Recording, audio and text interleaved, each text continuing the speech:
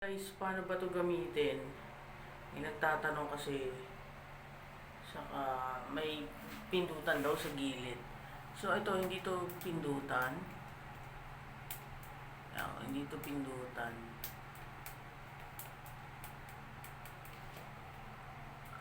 Ano to? Paano ba to gamitin? So yung sa akin nakaset na nakakonect dyan. Tapos naka-on lagi. So hindi daw umiilaw yung unit nung nagtatanong. Nalagay ko na lang dyan yung screenshot ng tanong niya. Paano ba yung gamitin? Kailangan lang i-on to. Ayan.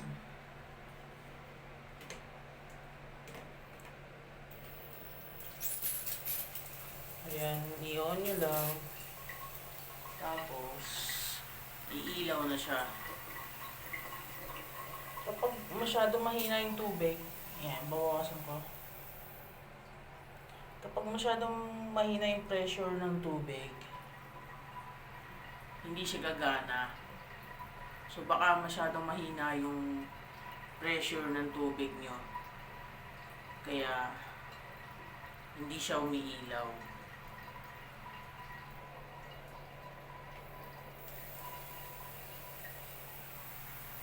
Ayan, umilaw na uli.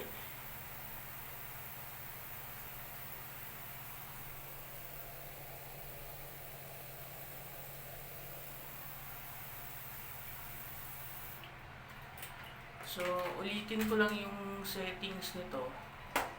Ito ay laging naka-plug, laging nakasaksak, 24/7. Tapos, dito yung switch niya eh. Ayan o. On, off. Pero sa akin, lagi naka-on to kahit summer. Binababaan ko lang. So, yan. So, pag mahina yung pressure, hindi siya nagpa-power. Pag mahina yung tubig nyo, pero pag malakas, pupula naman siya. So, ganun siya.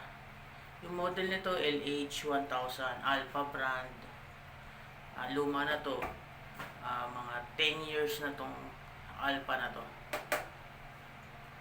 Kaya yan, madilaw na nga siya. Alpha na heater.